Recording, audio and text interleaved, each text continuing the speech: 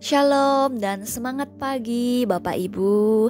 Ya, bersyukur bahwa hari ini kita boleh bangun dan biarlah hari ini kita menjalani hari ini dengan penuh semangat. Biar segala pekerjaan kita, segala kehidupan kita, segala aktivitas kita boleh kita lakukan dengan penuh semangat, dengan penuh sukacita, dengan penuh damai sejahtera.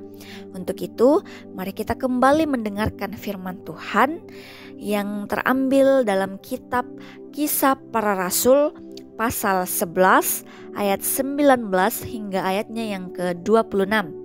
Namun sebelum kita membaca serta merenungkan firman Tuhan, mari kita satu dalam doa. Kita minta hikmat kepada Roh Kudus agar dimampukan untuk mengerti sehingga kita melakukannya dalam kehidupan kita. Mari kita berdoa. Tuhan yang baik, pemilik kehidupan kami, mengucap syukur buat hari baru, buat nafas kehidupan yang masih Tuhan percayakan dan anugerahkan kepada kami. Bapa, terima kasih buat pagi ini. Tuhan kembali membangunkan kami, Tuhan menjaga kami di dalam peristirahatan kami semalam. Dan hari ini Bapa, kembali hati kami rindu untuk membaca firman Tuhan yang menjadi pelita di dalam langkah setiap kehidupan kami. Dan kami akan melakukannya di dalam setiap langkah kehidupan ini Bapa. Kuasai kami dengan Roh Kudus-Mu Bapa, agar kami dimampukan untuk mengerti apa yang dimaksudkan firman Tuhan. Terima kasih Tuhan, bersabdalah kami siap mendengarkan firman-Mu.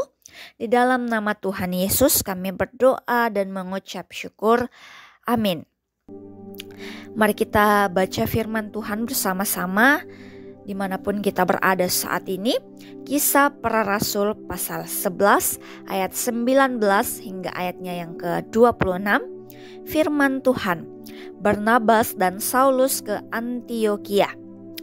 Sementara itu, saudara-saudara yang tersebar karena penganiayaan yang timbul sesudah Stefanus melakukan perjalanan sampai ke Fenisia, Siprus, dan Antiokhia dan memberitakan Injil kepada orang Yahudi saja. Tetapi di antara mereka ada beberapa orang Siprus dan orang Kirene yang tiba di Antiokhia dan berkata-kata juga kepada orang-orang berbahasa Yunani dan memberitakan tentang Tuhan Yesus. Tangan Tuhan menyertai mereka dan sejumlah besar orang menjadi percaya dan berbalik kepada Tuhan. Kabar tentang mereka itu terdengar oleh jemaat di Yerusalem, lalu jemaat itu mengutus Barnabas ke Antiokhia. Setelah Barnabas datang dan melihat anugerah Allah, bersukacitalah ia. Ia menasihati mereka supaya mereka semua dengan sungguh-sungguh setia hati kepada Tuhan. Karena Barnabas adalah orang baik, penuh dengan Roh Kudus dan iman. Lalu banyak orang dibawa Tuhan. Setelah itu pergilah Barnabas ke Tarsus untuk mencari Saulus. Setelah bertemu dengan dia, ia membawanya ke Antiokhia.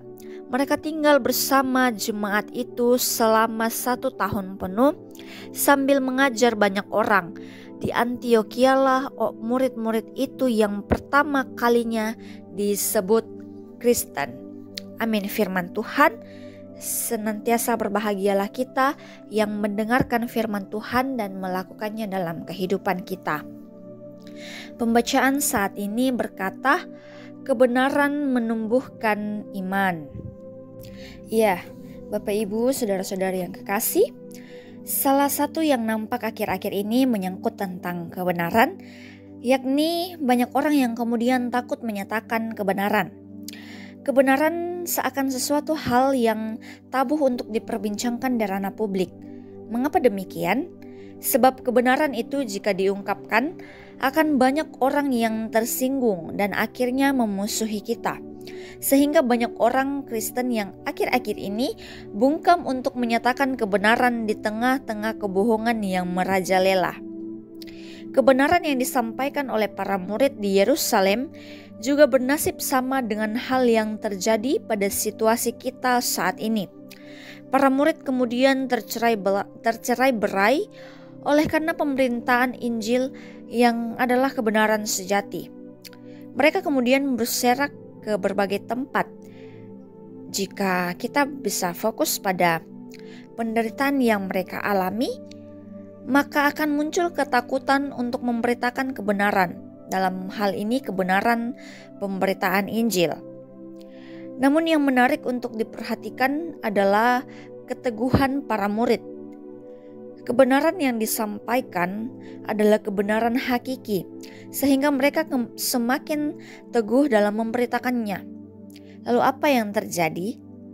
Roh Kudus bersama-sama dengan mereka, sehingga bertambah banyaklah orang yang mengikuti Kristus. Persoalan hari ini ialah kita takut menyatakan kebenaran itu. Kita mungkin takut dibenci oleh orang-orang di sekitar kita, atau kalau itu menyangkut pekerjaan. Kita seringkali ragu untuk menyatakan kebenaran karena kita takut akan resikonya. Keteguhan Barnabas dan para murid mesti menjadi contoh bagi kita, dan dalam situasi apapun di mana nyawa mereka terancam, mereka justru semakin gencar untuk mengabarkan kebenaran Injil itu sendiri. Tapi kita lihat hasilnya, bahwa jemaat-jemaat kemudian bertumbuh dan bertambah banyak. Jika ketakutan menyelimuti mereka, mungkin kita semua belum menerima kebenaran itu sampai saat ini. Sungguh menarik dan indah yang boleh kita renungkan bersama melalui renungan kita pada pagi hari ini. Mari terus menyatakan iman kita, mari terus mengabarkan kebenaran Injil Tuhan. Mari kita berdoa.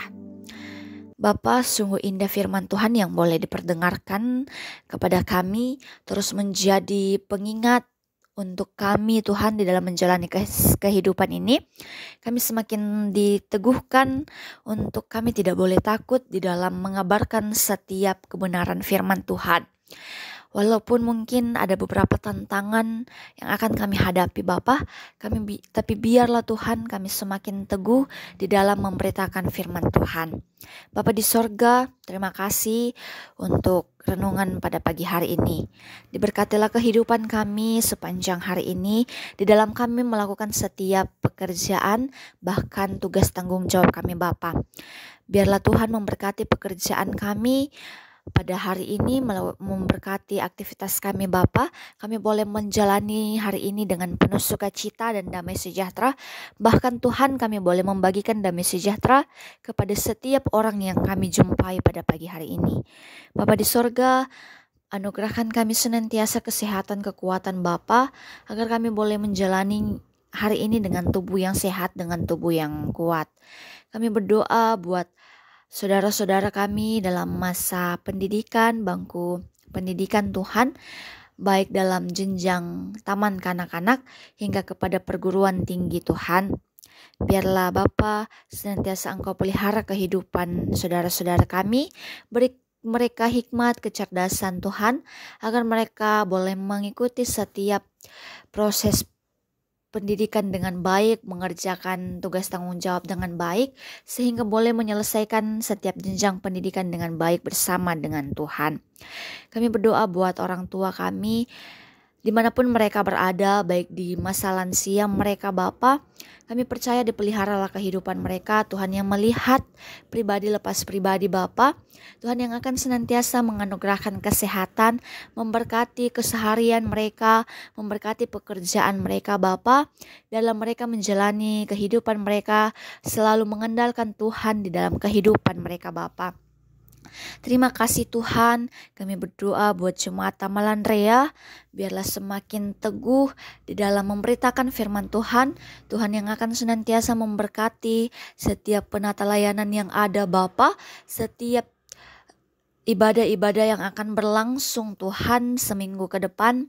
Biarlah Tuhan mampukan kami semua, baik kami yang akan mengangkat pelayanan, baik jemaat Tuhan. Dan biarlah Bapa senantiasa dianugerahkan kesehatan Tuhan kepada kami semua, agar kami boleh mengangkat pelayanan dengan tubuh yang sehat. Terima kasih Tuhan, ini yang menjadi doa ungkapan syukur kami di dalam nama Tuhan Yesus. Kami berdoa dan mengucap syukur.